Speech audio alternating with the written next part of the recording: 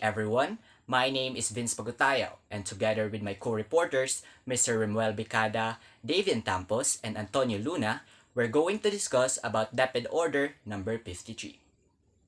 DepEd Order number 53, series of 2008, are also known as Maximization of Trained Teachers and Administrators in Special Education, mandated the Bureau of Elementary Education through the Special Education Division to regularly conduct trainings of teachers and administrators for children with special educational needs in order to provide them with access to formal education. Under this DepEd order, scholarship and training programs in special education is also included in the areas of mental retardation, learning disability, hearing impairment, autism, multiple disabilities, giftedness in organization, administration, and supervision. These training programs specifically aims to A. Enhance knowledge and skills of teachers, administrators, and supervisors in handling and managing programs for children with special needs. B. Update them on current trends and issues on special education. C. Share best practices in the provision of access and quality and special education programs. And D. Organize education programs for children with special needs. Monitoring results of SPED-trained teachers and administrators signal the need to maximize the training programs they avail to. Enclosed are the guidelines set to maximize the training gains of these teachers and administrators. Alright, let's go on to the guidelines on the maximization of the trained teachers and administrators in special education. Now, the first one, it needs to have the organization of the special education classes. As this training contract will be stipulated, the special education trained teachers needs to organize classes for children with their special needs in the area where they were trained. And below are the expected years of the service and equivalent to a training period. Now let's try to look at this figure. It figure out, and let's always remember this. The special education trained administrators and supervisors shall also follow the same terms. Now, one summer term is equivalent to 2 years, and one semester is equivalent to 3 years, and a 1 year is equivalent to 6 years training period. Now, in further understanding in that specific topic, in that lesson, the special education trained teachers who cannot serve the children with their special needs based on the above shall pay back the expenses of the government for the whole duration of the whole training period. If that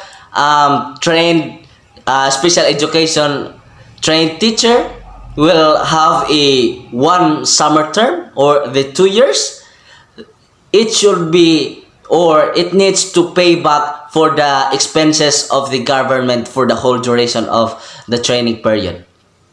And now, and the second one is the division supervisor in special education are urged to report to the SPED division, the BEE, trained teachers who did not comply with the training contract. And the second one on the organization of the special education classes, it is contained in the policies and guidelines in special education. So as they organize, it should have the policies and guidelines on how to handle this special education. So the following are serve as enrollment guide in the organization of classes for the children with their special needs, which special education trained teachers should follow. Now, let's try to look at this figure. Now, in the area of exceptionality, where the mental retardation on one grade level is in the range 8 to 15, and in multi-grade level it should have a 5 to 8. And then the hearing impairment, those children who have this disability, it needs to have a 7 to 15 years on one grade level, and a multi-grade level in it is 6 to 8 years. And as on as so for the visual impairment, the autism, multi-disabilities, physical disabilities, and health impairment, giftedness, on one grade level, it should follows in the multi-grade levels. Number 3, in cases when enrollment does not meet the required number, SPED teachers are allowed to handle and adjust schedules for classes for children with special needs, that is in the morning and in the afternoon for regular classes. Number 4, instructional programs that the SPED teacher shall implement include the following. First is self-contained or special class. This type of class refers to an individualism, a separate class for only one type of exceptionality that serves moderate to severe types of disabilities. Next is itinerant teaching. Refers to a traveling teacher also called visiting or peripatetic teachers. They provide individual and family counseling on how to raise a child who is visually impaired. They reach out children with special needs in other schools or do visiting at home.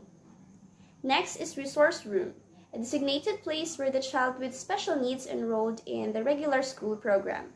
It is for those students who belong to a regular class but need some special instructions in an individualized or small group setting for a portion of the day.